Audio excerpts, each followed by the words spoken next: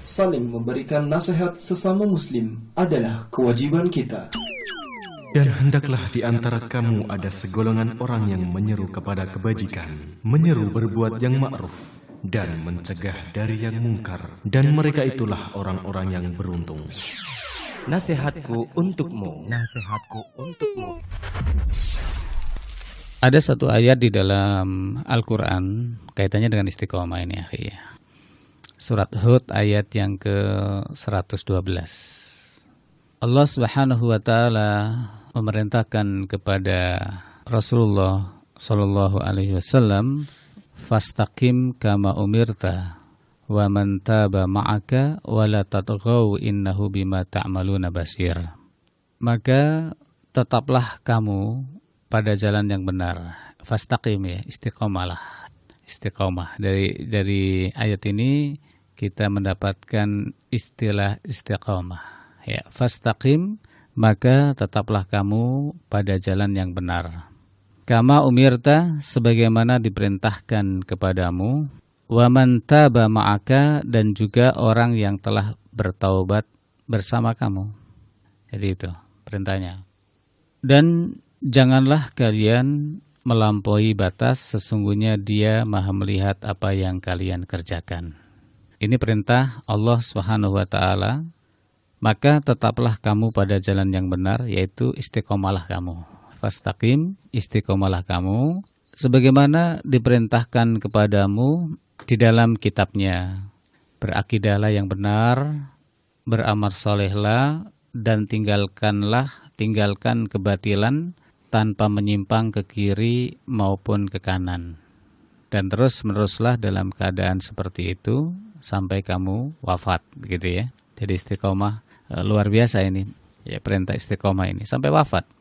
Dan juga orang yang telah bertaubat bersamamu, yaitu para sahabat Nabi Shallallahu Alaihi Wasallam dan kaum mukminin, agar kalian mendapatkan balasan yang baik kelak di hari perhitungan, yaumul hisab, dan hari pembalasan yaitu yaumul jaza.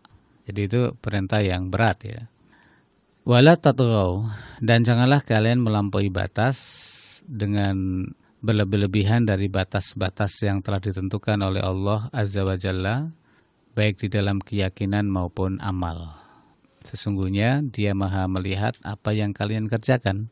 Dia, yaitu Allah Subhanahu wa taala, tidak akan pernah lalai terhadap apa yang kalian kerjakan, dan Maha mengetahui segala sesuatu yang disembunyi-sembunyikan. Jadi apapun yang kita sembunyikan, ya, dan tidak tampak di hadapan manusia, Allah mengetahui itu. Sahabat Ismail yang dimulakan oleh Allah, ayat ini, surat Hud ayat 112 itu, ya, adalah ayat yang berat untuk dilaksanakan. Begitu menurut Nabi Shallallahu Alaihi Wasallam. Jadi ada satu ayat yang memang berat buat Nabi Shallallahu Alaihi Wasallam. Nah, Ibnu Abbas radhiyallahu anhu berkata, ya, manazala ala Rasulillah sallallahu alaihi wasallam ayatun hiya asyaddu wa asyaqqu min hadhil ayat alaihi walidzalika qala li ashabihi khina qalu lahu laqad asra ilaika syayb faqala sayyabatni hudun wa akhwatuha. Kata Ibnu Abbas radhiyallahu anhu, ia berkata, tidaklah ada satu ayat pun yang diturunkan kepada Rasulullah SAW yang lebih berat dan lebih susah daripada ayat ini. Jadi di perkataan Ibnu Abbas ini adalah asyaddu wa asyaqqu, lebih berat dan lebih susah, lebih berat dan lebih susah daripada ayat ini. Oleh karena itu, ketika beliau ditanya oleh sahabatnya, ya, artinya para sahabat bertanya kepada Nabi SAW, betapa cepat engkau beruban ya Rasulullah. Beruban, ya, jadi rambutnya berubah menjadi putih, itu beruban kan.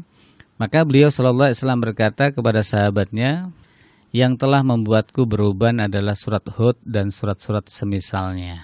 Tadi itu surat Hud ayat yang ke 112, ya.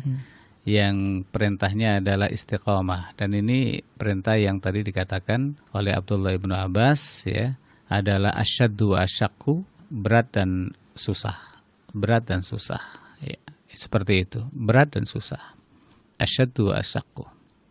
Nah, mengapa ayat ini dianggap sangat berat oleh Nabi Shallallahu Alaihi Wasallam? Ya, ini pertanyaannya kenapa? Ya. Karena pada ayat tersebut mengandung perintah untuk istiqomah. Sebenarnya seperti apakah istiqomah yang dimaksud sehingga Nabi Shallallahu Alaihi Wasallam sampai merasa sangat berat ketika mendapatkan perintah tersebut ya? Kenapa sih? Inilah yang menjadi pengetahuan kita, pembahasan kita hari ini ya. Agar kita ini mengerti betul ya, istiqomah itu. Apa sih istiqomah? Kok begitu beratnya buat Nabi Shallallahu Alaihi Wasallam ya? Dan tentunya kalau Nabi Shallallahu Alaihi Wasallam saja merasa berat, lebih-lebih kita. Luar biasa kalau kita makin lebih merasa berat gitu ya. Karena ini perintah yang sangat berat itu. Nah, beratnya perintah istiqomah ini sahabat Ismail Radio yang dimuliakan oleh Allah dapat dimengerti melalui definisi para ulama. Coba kalau kita lihat definisi-definisi para ulama kaitannya dengan istiqomah ini.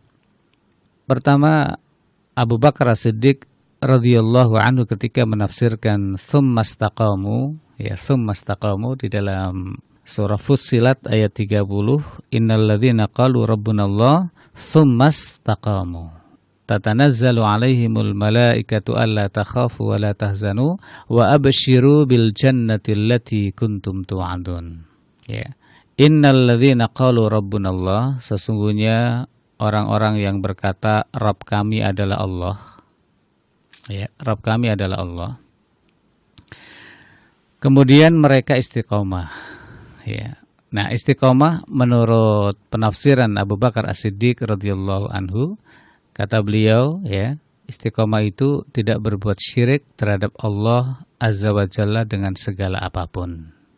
Ya, syirik pada umumnya, syirik itu ada syirik besar, ada syirik kecil.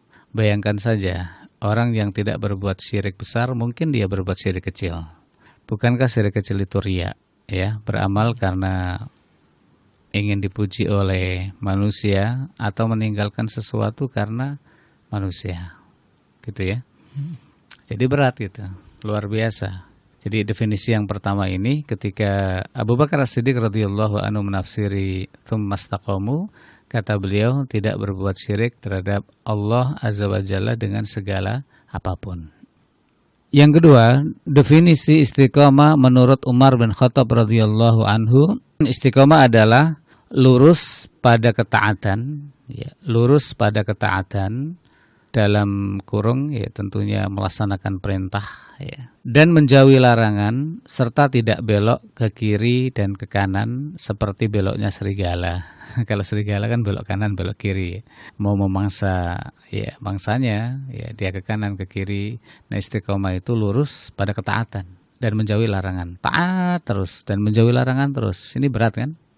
Ya, luar biasa beratnya gitu.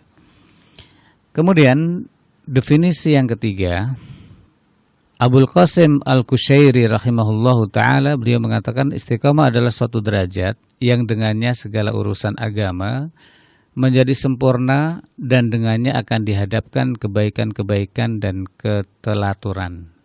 Itu kata beliau, satu derajat yang dengannya segala urusan agama menjadi sempurna. Kemudian Al-Imam An-Nawawi rahimahullah mengatakan istiqamah itu adalah lurus di atas ketaatan sampai diwafatkan dengan keadaan seperti itu. Lurus di atas ketaatan. Jadi nggak pernah nggak taat. Taat terus ya sampai wafat dalam keadaan taat seperti itu. Itu istiqamah.